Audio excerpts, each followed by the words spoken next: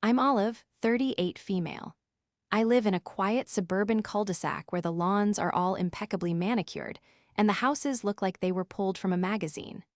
For the last 12 years, I shared one of those houses with my husband, Julian, working as a senior marketing manager for a major tech firm downtown. From the outside, we were the picture of success, the accomplished couple with a beautiful home and promising futures. But I'm about to tell you the story of how that picture was shattered in the most public and humiliating way possible, and how my husband's attempt to break me actually gave me the one weapon I needed to fight back. Before this story unfolds, I'd love to connect with you. Please let me know in the comments where you're watching from and what time it is in your corner of the world. It's amazing to see how far these stories can travel. Our life was built on a foundation of carefully curated appearances.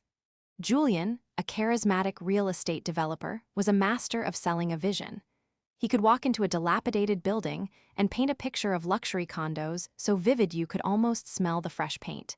He applied that same skill to our marriage. To our friends, our family, and especially on social media, we were perfect. We hosted elegant dinner parties where the wine flowed as freely as the laughter. We took envy-inducing vacations to Bali and the Amalfi Coast, with Julian always making sure to capture the perfect candid shot of me laughing, the sun catching my hair just right. He'd post it with a caption like, "My brilliant wife, my everything." People would comment with heart emojis and tell us we were couple goals. For a long time, I believed it too. I wanted to. I loved the man I thought he was, the ambitious, charming partner who had swept me off my feet in my mid-20s. I was building my own career in marketing, climbing the corporate ladder with a steady determination that Julian admired, or so he said. He called me his rock, the stable force that allowed him to take the big risks in his volatile industry. Our roles were defined. I was the steady income, the planner, the one who made sure the bills were paid and our portfolio was balanced. He was the dreamer, the risk-taker, the one who brought excitement and spontaneity into our lives. It seemed like a perfect partnership. But over the last year, hairline cracks had started to appear in our perfect facade. It began subtly. He became more attached to his phone, often angling it away from me when a text came in. When I'd ask who it was, he'd wave it off dismissively. Just a contractor, or an investor getting cold feet, you know how it is. He started working later, coming home smelling of expensive cologne I didn't recognize and a faint trace of a perfume that definitely wasn't mine. He'd explain it away with stories of schmoozing potential buyers at fancy restaurants or having drinks with city planners. I was busy with a major product launch at work, often pulling long hours myself, so it was easy to accept his excuses. I was tired, and confronting him felt like an exhausting task I didn't have the energy for. Besides, doubting Julian felt like doubting our entire life, and I wasn't ready to do that. The financial strain was another crack. Julian's projects were always on the verge of a massive payout. He spoke in terms of millions, of future fortunes that were just one permit or one signed contract away. But in the present, money was tighter than he ever let on. I noticed our joint savings account, which I primarily funded, was frequently being drawn from. Large sums, 10,000 here, 20,000 there, would disappear. When I questioned him, he'd give me that dazzling smile and tell me it was a short-term investment, a necessary expense to secure a deal that would pay us back tenfold. "Trust me, Olive," he'd say, placing his hands on my shoulders. "Have I ever let you down?" And because I loved him, and because our life was built on this narrative of his impending success, I would nod and let it go. I buried my anxieties under a pile of work and convinced myself that this was just a stressful phase. All couples went through it. All high-stakes careers had their ups and downs. Our foundation was solid, I told myself. We just needed to weather the storm. The last few months, however, the distance between us had grown into a chasm. The easy intimacy we once shared had evaporated, replaced by a polite, formal distance. He stopped asking about my day. Our conversations became purely logistical, about who would pick up the dry cleaning or when the landscapers were coming. He'd fall asleep turned away from me, a rigid line down the center of the bed. I felt a profound loneliness I couldn't articulate. It was like living with a ghost who looked just like my husband. I tried to breach the gap. I suggested a weekend away, just the two of us, no phones allowed. He claimed he was too busy. I tried to initiate a ill conversation one evening, my voice trembling as I asked if he was happy. He looked up from his laptop, his expression annoyed, as if I'd interrupted something far more important. "Of course I'm happy," he said flatly. "I'm just stressed, Olive. You know the pressure I'm under." He made me feel needy for wanting a connection, foolish for sensing something was wrong. So I retreated. I focused on my job, on my team, on the things I could control. My career became my sanctuary. At work, I was respected. My opinions mattered. I led a team that looked up to me, and we were achieving incredible results. That sense of competence and control was a balm to my increasingly fractured home life. I think, deep down, I knew something was fundamentally broken, but admitting it would mean the perfect life we had curated on paper would have to be erased, and the thought of that blank page was terrifying. I clung to the hope that this was temporary, that the charming, attentive man I had married was still in there somewhere, just buried under stress. I had no idea he was already gone, and that he was about to set fire to everything we had ever built, right in the one place I thought I was safe. The day it happened was a Tuesday. It was an important day for my team. We were presenting our quarterly results to the executive board, a high-stakes meeting I had been preparing for weeks. I was in my element, dressed in a sharp navy blue suit, feeling confident and in control. My presentation was a success. The CEO had praised our team's innovative strategy, and the numbers we presented were solid. As the meeting wrapped up, I felt a surge of pride and relief. My team members were buzzing with excitement, and my direct boss gave me an appreciative nod. For a few hours, the gnawing anxiety about my marriage had receded, replaced by the familiar satisfaction of professional achievement. We filed out of the executive boardroom and headed back to our department. My colleague and friend Maya, a brilliant young graphic designer on my team, was practically skipping beside me. "That was amazing, Olive," she said, her eyes bright. "You had them eating out of your hand." The CEO looked so impressed. I smiled, a genuine smile that reached my eyes for the first time in what felt like months. "We did great, Maya. Your design mock-ups for the next campaign were the star of the show." We were walking through the open-plan office, a modern space with glass walls and collaborative pods. People were looking up from their desks, smiling and giving me thumbs-ups. The news of a successful board meeting traveled fast. I felt a sense of belonging, of safety. This was my world, a world where I was competent and valued. That feeling of safety lasted for approximately 90 seconds. As I approached my glass-walled office, I saw a man standing in front of my door. He was tall, dressed in a cheap-looking suit, and held a large manila envelope. My first thought was that he was a courier with a package. Then I saw Julian standing a few feet behind him, arms crossed, with a cold, smug look on his face. My heart plummeted. Julian never came to my office.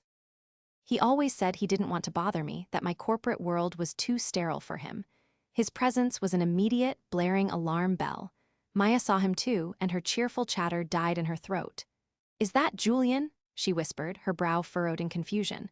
Before I could answer, Julian stepped forward. His voice, usually smooth and charming, was loud and sharp, designed to carry across the open office. "Olive, there you are. I have something for you." Every head in the vicinity turned. The low hum of office activity ceased. It was as if someone had hit a universal mute button. I could feel dozens of pairs of eyes on me, my team, my colleagues, my boss who was just a few desks away. My face flushed with heat. I walked towards them, my legs feeling like they were moving through wet cement. "Julian, what are you doing here?" I asked, my voice a low, urgent hiss. "This isn't a good time." He ignored me, gesturing to the man with the envelope. "This is a process server," Julian announced, his voice booming with theatrical importance. "He's here to serve you with a legal notice." The man stepped forward and thrust the envelope into my hands. I took it automatically, my fingers numb. The words "legal document enclosed" were stamped in red ink. My mind went blank with shock. I could feel the weight of everyone's stares, a physical pressure on my skin. This couldn't be happening. Not here, not in front of everyone. Julian's smirk widened. He wanted this. He wanted an audience. He wanted to humiliate me in my sanctuary. "It's divorce papers, Olive," he said, his voice dripping with false sympathy that was purely for the benefit of our audience. I thought it would be best to be direct.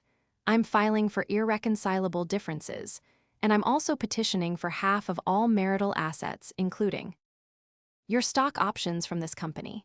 He said the last part with pointed emphasis, ensuring my colleagues heard it. He was not just ending our marriage, he was attacking my career, the very thing I had just been celebrated for. My breath hitched. The air in my lungs felt thick and heavy. I could hear whispers starting to ripple through the office. Maya had a hand over her mouth, her eyes wide with horror. I looked from the papers in my hand to Julian's triumphant face, and something inside me snapped. It was a strange, cold clarity that cut through the fog of humiliation. He wasn't just leaving me, he was trying to destroy me. This public spectacle wasn't the act of a grieving husband, it was a calculated power play. It was a declaration of war. My hands were shaking, but I forced myself to meet his gaze. I refused to cry. I would not give him the satisfaction of seeing me break down in front of the people I led. I lifted my chin and spoke, my voice surprisingly steady, though much quieter than his. "Get out of my office, Julian," he chuckled, a short, ugly sound. "This isn't your office anymore, Olive. Soon, half of it will be mine." "Security," I said, turning my head slightly towards the reception area. My voice was louder now, sharp with an authority I didn't know I possessed. Two security guards who had been watching the commotion unfold immediately started moving towards us. Julian's smirk faltered. He hadn't expected me to react, to fight back in the moment.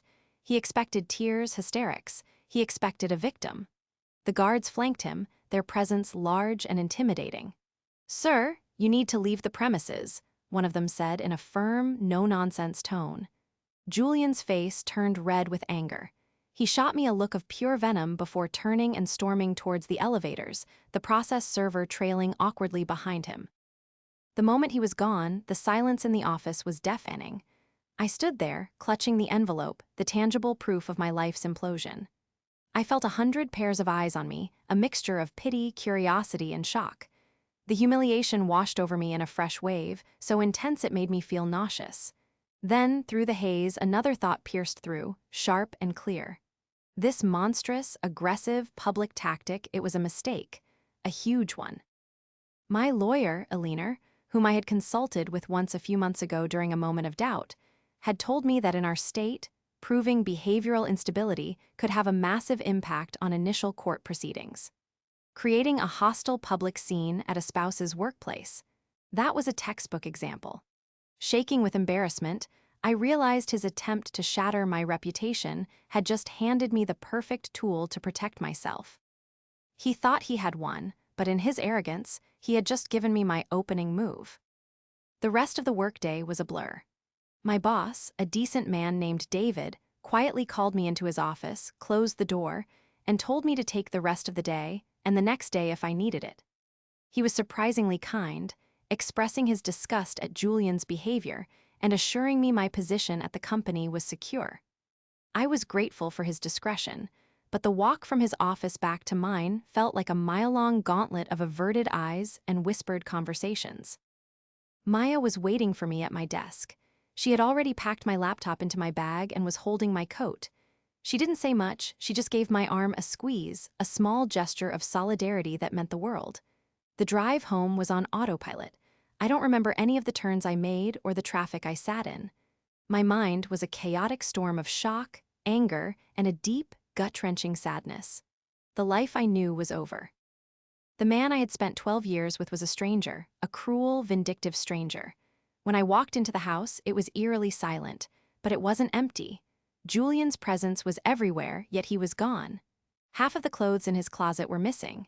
His toiletries were gone from the bathroom counter. A framed photo of us in Italy, the one from our couple goals post, was lying face down on the bedside table. He had planned this. This wasn't a spontaneous act of anger. It was a premeditated strike. He had packed a bag, hired a process server, and chosen the time and place for maximum impact. The cold calculation of it all chilled me to the bone. My first call was to Alina Vance. I had only met her once, a preliminary consultation I had booked on a particularly bad day a few months prior, just to know my options. Alina was in her 50s, with sharp eyes and a reputation for being a shark in the courtroom. When I explained what had happened, her voice was calm and clinical, but I could hear a flicker of something else in it, a lawyer smelling blood in the water. "He did what?" she asked, a note of disbelief in her tone. "He served you at your office in front of your colleagues and made a scene?" "Yes," I whispered, my voice cracking. "He a noun. Said he was filing for divorce and demanding half of my company's stock options." There was a pause on the line, and then a leaner said, "Olive, your husband is an arrogant fool. He just handed us a gift. A huge one. That kind of behavior, public intimidation, workplace harassment, is exactly what we can use to file for an emergency hearing. We can petition for an order of protection and exclusive possession of the marital home based on his unstable and aggressive actions." He played his big card, and he played it like an amateur. Her words were a lifeline. They transformed my humiliation into a weapon. The shame began to recede, replaced by a slow-burning, righteous anger. "What do I do now?" I asked. "First, breathe," a leaner said. "Second, do not contact him. Not a text, not a call. Nothing. Third, I want you to start looking for anything that seems out of place. Financial records, strange credit card bills, anything. His ego is massive. He's probably been sloppy. We meet in my office tomorrow at 9 a.m. sharp. We're going on the offensive." After hanging up, I felt a new sense of purpose. I wasn't just a victim in this story. I was a protagonist. I started where a leaner suggested, with the finances. I went into our home office and logged into our joint accounts. What I found was worse than I imagined. The short-term investments Julian had been making were withdrawals from casinos in Atlantic City. Thousands of dollars gone. There were charges for lavish hotel rooms and expensive dinners at restaurants I had never been to, often on weekdays when he was supposedly working late. He had been living a completely separate life, funded by my money. The anger solidified into something hard and cold in my chest. I kept digging, going through old bank statements, credit card bills, anything I could find. That's when I remembered his old laptop, a model he'd replaced a year ago but had kept in the back of the office closet. He was famously careless about his digital footprint, always assuming he was smarter than everyone else. I pulled it out, blew the dust off the top, and plugged it in. It whirred to life. Miraculously, he hadn't wiped it. His browser history was a cesspool of gambling sites and dating apps, but the real discovery was in his cloud storage. His phone had been automatically backing up to the same account for years. Tucked away in a folder labeled receipts were not business receipts, but screenshots. Screenshots of text conversations with another woman. Her name was Amber. The conversations went back over 2 years. They were intimate, filled with shared jokes, pet names, and plans for their future together. He had been complaining to her about me, calling me a boring workaholic and his golden goose. He told her that as soon as his big project landed, he would leave me and they could finally be together. He promised her a life of luxury, all built on the assets he planned to take from our divorce. And then I saw the final, devastating piece of the puzzle. It was a photo of a receipt for a piece of jewelry, a custom-designed diamond necklace. The date on the receipt was from last week. The cost was astronomical. It had been paid for with a cash withdrawal from our joint savings account, the last big one I had questioned him about. He had told me it was a down payment for construction materials. He had lied, stolen my money, and used it to buy a lavish gift for his mistress, all while planning to humiliate me and take half of everything I had ever worked for. But his sloppiness didn't end there. In another folder, I found a trove of backed-up data from his second phone. A phone I never knew existed. It was a treasure trove of evidence. There were photos of him and Amber on trips he told me were for business. There were voice notes, text messages, everything. He had been so arrogant, so sure of himself, that he hadn't even bothered to cover his tracks properly. I spent the entire night downloading everything, creating multiple copies on different hard drives, my hands shaking not from fear, but from a cold, determined fury. The perfect life on paper was a work of fiction. Julian wasn't just a cheating husband, he was a con artist. And I had just found his entire playbook. The next morning, I walked into a leaner Vance's office feeling like a different person. The grief and shock were still there, simmering beneath the surface, but they were now overlaid with a layer of icy resolve. I carried a heavy briefcase containing my laptop and a hard drive, the digital evidence of Julian's secret life. Elinor's office was on the top floor of a downtown skyscraper with panoramic views of the city. It was a space that radiated power and success. She greeted me not with pity, but with a brisk, professional focus that I found immensely comforting. "Show me what you've got," she said, gesturing to the large conference table. For the next 2 hours, I laid it all out, the bank statements showing the gambling withdrawals, the credit card bills for secret hotel stays, the screenshots of his conversations with Amber, and the damning receipt for the diamond necklace. I showed her the files from the second phone, the photos, the entire sordid history of his 2-year affair. Elinor listened intently, her expression unreadable as she scrolled through the evidence. When I was finished, she leaned back in her chair and looked at me. "He's not just an adulterer, Olive," she said, her voice sharp. "He's been engaging in what the court calls marital waste or dissipation of assets. He used marital funds, money that is half yours by law, to finance his affair and his gambling habit. This isn't just a moral failing, it's a financial crime against your marriage." This was a new concept to me. I had thought his cheating would only matter in a moral sense, not a legal one. "What does that mean, exactly?" I asked. "It means," Elinor explained, her eyes glinting, "that we can argue that every dollar he spent on this woman, every penny he lost at the casinos, should be debited from his share of the marital assets. He didn't just spend his money, he stole and wasted your money, and we are going to make him pay it back." The strategy was brilliant. Julian's plan was to paint me as a high-earning wife from whom he was entitled to a hefty payout. Our plan was to prove he was a financial parasite who had actively drained our resources for his own selfish pursuits. But Elinor wasn't done. "This is excellent," she said, tapping a folder containing the printouts of the jewelry receipt. "But it's not enough. Men like Julian, real estate developers with complex and often opaque business structures, are masters at hiding money. He's not just coming after your visible assets like your savings and stocks. I guarantee he has money stashed away in places we don't know about." She recommended we hire a forensic accountant. It was an expensive step, but she insisted it was crucial. "Julian thinks he's the smartest guy in the room," she said. "Those are the easiest ones to catch. They leave trails." We hired a man named Mr. Peterson, a quiet, meticulous accountant who looked more like a librarian than a financial detective. I gave him every piece of paper I could find: old tax returns, Julian's business statements, bank records going back a decade.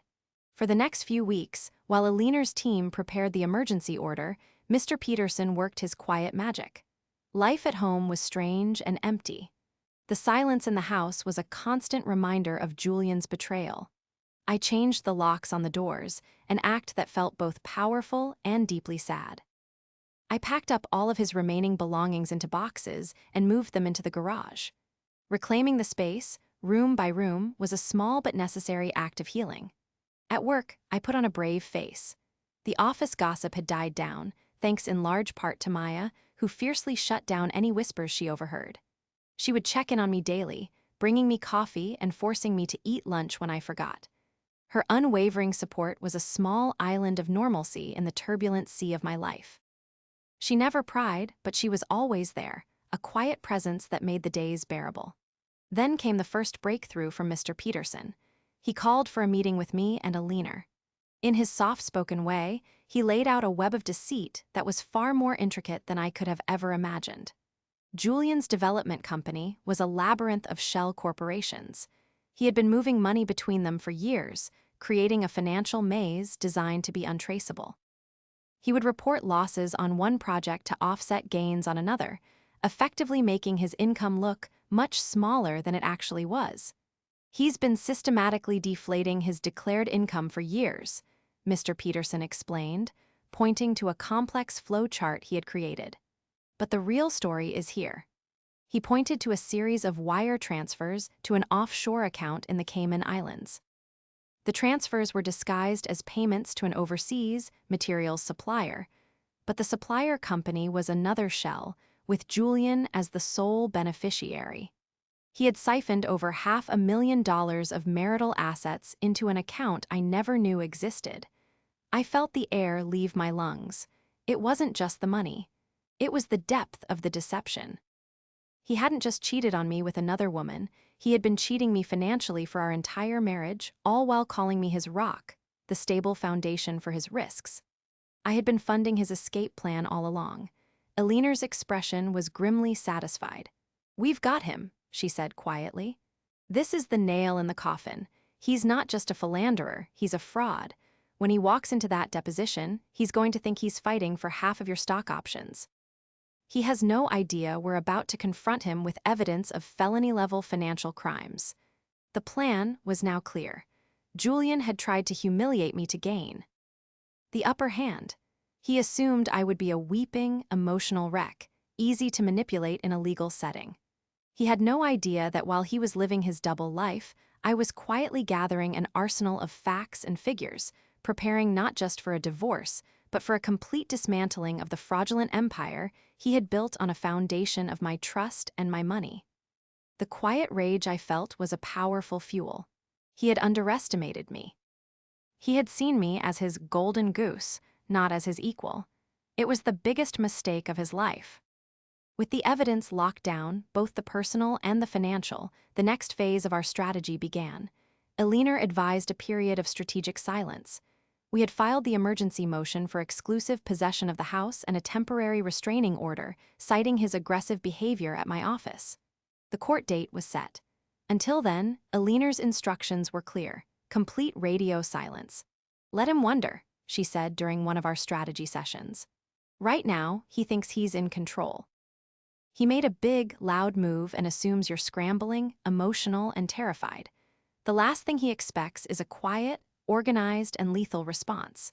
Let his arrogance be his undoing." This period of waiting was one of the hardest parts of the entire ordeal. Every day felt like a year. Julian's lawyer, a slick downtown attorney whose ads were all over local radio, began sending aggressive letters. They were filled with blustering demands and false accusations. They accused me of being emotionally unstable, of locking Julian out of his own home without cause, and even hinted that I was hiding assets. Each letter was a calculated attempt to provoke me, to bait me into an emotional response they could use against me. I would forward each one to Elinor, my hands shaking with rage. Her response was always the same: a calm, one-line email saying, "Noted, do not reply." It was maddening, but I trusted her. I poured all my anxious energy into my work and into rebuilding a semblance of a normal life. Maya was my rock. She dragged me out of the house for movies or dinner, refusing to let me wallow in the oppressive silence of my empty home. We never talked about the case directly. I couldn't, on Elinor's orders, but her presence was enough. She knew I was in a fight, and she stood guard over my sanity without ever needing to know the details. One evening, as we were eating takeout on my living room floor, she said, "You know, you seem different." I looked at her, surprised. "Different how?" "Stronger," she said simply.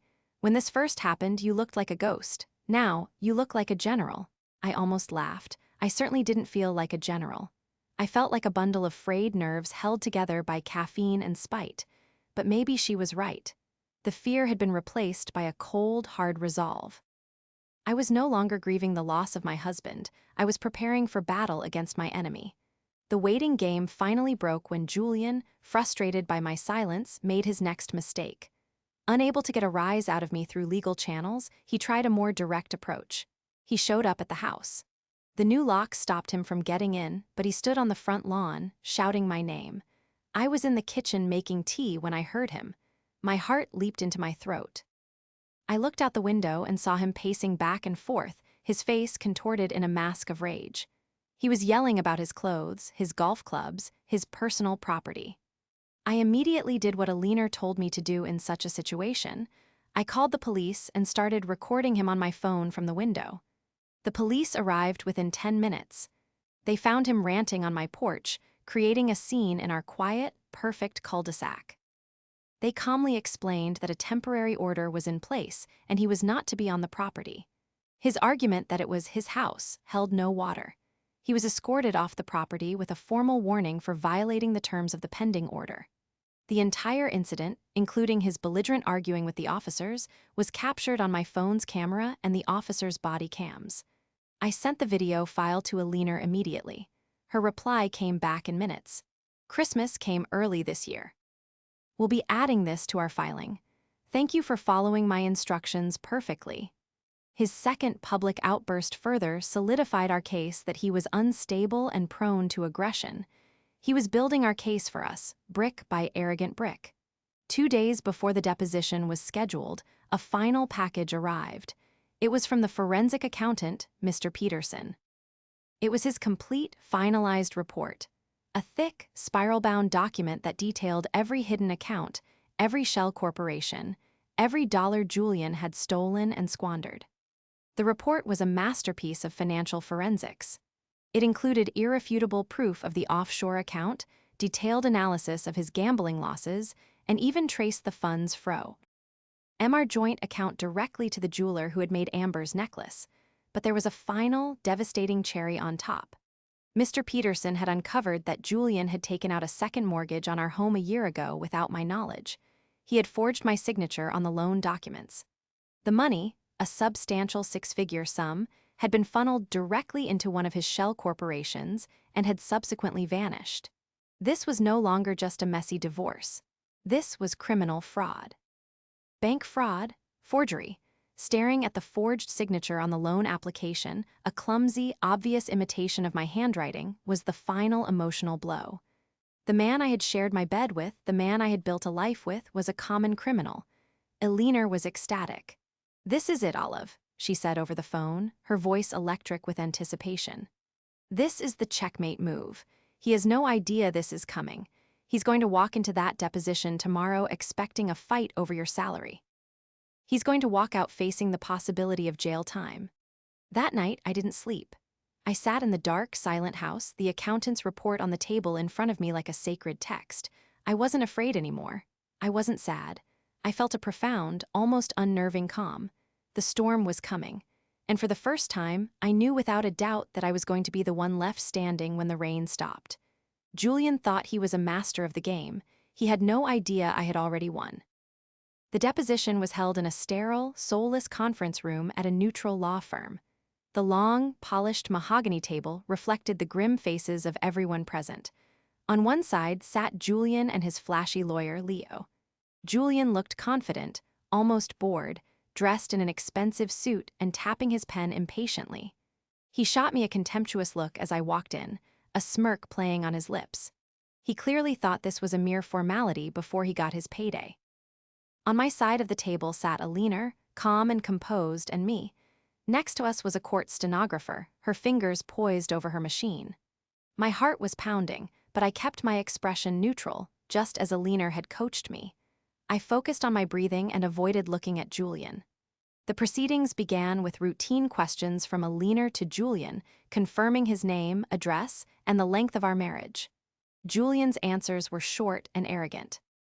Leo, his lawyer, occasionally interjected with objections, trying to control the narrative. For the first hour, Eleanor allowed them to believe they were in charge. She asked about our finances in broad strokes, letting Julian paint a picture of himself as a struggling entrepreneur, constantly taking risks for the benefit of our future, while I enjoyed the security of a large corporate salary. "So, Mr. Last Name," Eleanor said, her tone deceptively mild, "you would characterize your real estate ventures as high risk, high reward." "Absolutely," Julian said, leaning back in his chair. "That's the nature of the business. You have to spend money to make money. And you believe you are entitled to half of all marital assets, including Ms. Last Name, stock portfolio, as compensation for the professional risks you've taken." "Of course," Julian said smugly. "It was a partnership. She provided the stability, I provided the vision for our future wealth." Eleanor nodded slowly, letting the silence hang in the air for a moment before she slid a single piece of paper across the table. It was a bank statement from our joint savings account with a $25,000 withdrawal highlighted. "Can you identify this transaction from last May?" she asked. Julian glanced at it. "As I said, business expense, probably for materials or permits." Eleanor then slid another document across the table. It was the receipt for a custom diamond necklace, purchased on the same day for the same amount, from the jewelers, for a woman named Amber. Julian's face went pale. Leo, his lawyer, immediately shouted, "Objection, relevance." It's highly relevant, counsel, Alina replied, her voice turning to steel. As it pertains to the dissipation of marital assets. This was the first of many such business expenses. For the next hour, Alina systematically dismantled him. She presented evidence of the gambling debts, the lavish hotel stays, the gifts for his mistress, all paid for with our money. With each new exhibit, Julian shrank further into his chair, his arrogance dissolving into a panicked sweat. His lawyer's objections became more frequent and more desperate. Then came the masterstroke. "Mr. Last Name," Alina said, her voice dropping to a serious, deliberate tone. "I'd like to talk about your company, Julian Properties LLC." She produced Mr. Peterson's report and opened it. "My forensic accountant found some irregularities. Specifically, a series of payments made to an overseas supplier, Oceanic Imports. Can you tell me about that company?" Julian was silent. He looked at his lawyer, who was frantically shuffling through his own papers, completely blindsided. "You don't know? Let me help," Alina continued. "Oceanic Imports is a shell corporation registered in the Cayman Islands, a shell corporation of which you are the sole director and beneficiary. Over the past 3 years, you have illegally siphoned over $500,000 of marital funds into this offshore account." The room was dead silent, except for the frantic clicking of the stenographer's keys. Leo's jaw was literally hanging open. He was staring at his client with a look of utter disbelief and fury. Julian looked like he was going to be sick, but Alina was not finished. She saved the worst for last. She placed the second mortgage documents on the table, the one with my forged signature clearly visible. "Finally, let's discuss this loan document. A second mortgage taken out against the marital home for $250,000. Do you recognize the signature of your wife on this page?" Julian stared at it, speechless. "Did Olive authorize this loan? Did she sign this document?" Alina pressed. Julian couldn't speak. He just shook his head mutely.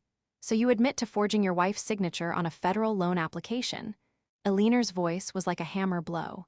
"You do understand that bank fraud and forgery are criminal offenses, don't you, Mr. Last Name?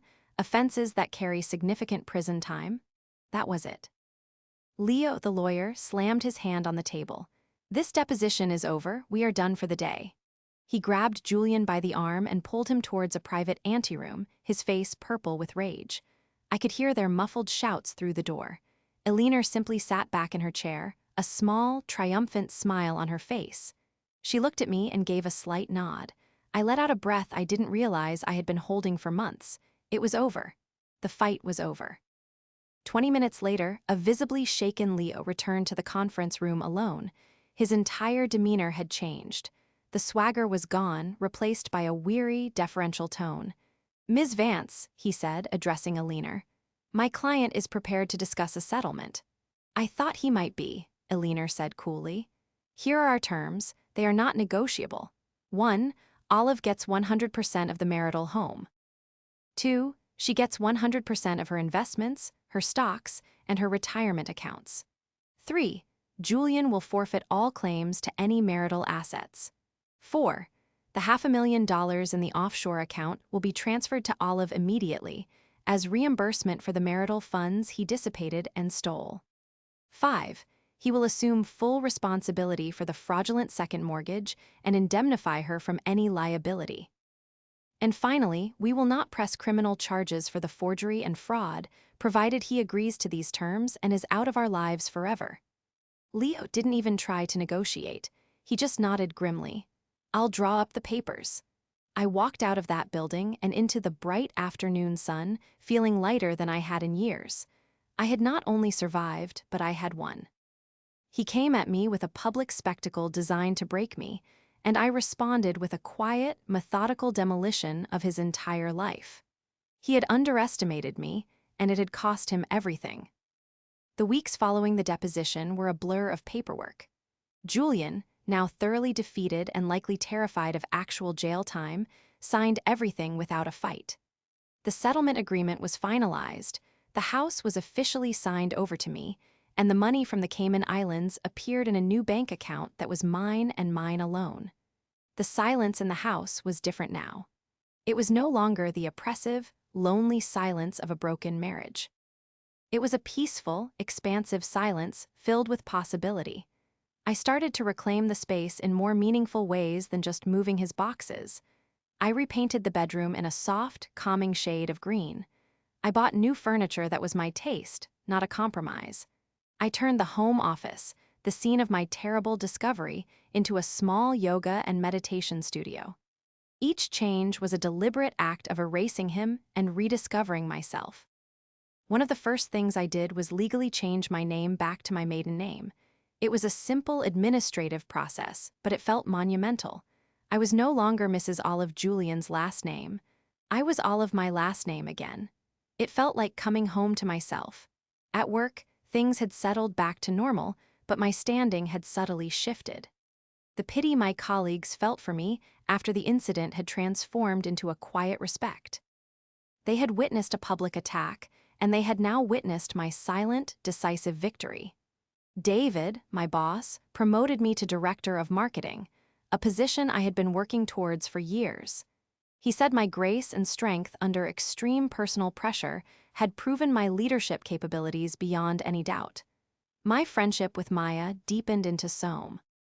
I think that felt more like sisterhood. We celebrated my promotion and the finalization of the divorce with a weekend trip to a spa resort. As we sat by the pool, sipping cocktails, she looked at me and said, "I am so incredibly proud of you." Tears welled up in my eyes, but for the first time they were tears of gratitude, not sorrow. "I couldn't have gotten through it without you," I told her, and I meant it. There were, of course, scars. The betrayal left a deep mark on my ability to trust. The idea of dating or starting a new relationship felt impossibly distant. But for now, that was okay. I was learning to be on my own, to enjoy my own company, and to rebuild my life on a foundation of my own making, not one co-designed by a liar. About 6 months after the divorce was final, I received a piece of news from a former mutual friend. Julian's life had completely imploded. The real estate market had taken a downturn, and without my income to cushion him, his highly leveraged projects had collapsed. He was facing multiple lawsuits from investors and had been forced to declare bankruptcy. The friend also mentioned that Amber, the mistress for whom he had thrown everything away, had left him the moment the money dried up. I felt a brief, dark flicker of satisfaction, but it passed quickly. His fate was no longer my concern. Wasting energy on his downfall would only keep me tethered to the past. My focus was on my future. My new life wasn't loud or flashy. It was quiet, it was stable, and it was entirely mine. My happiness was no longer a curated image for social media, but a genuine feeling that came from a successful career, strong friendships, and a peaceful home. I had faced the ultimate humiliation and betrayal, but instead of breaking me, it had revealed a strength I never knew I possessed. Julian had tried to burn my world to the ground, but he had only succeeded in burning away the lies. And from the ashes, I had risen, stronger, wiser, and finally, completely free.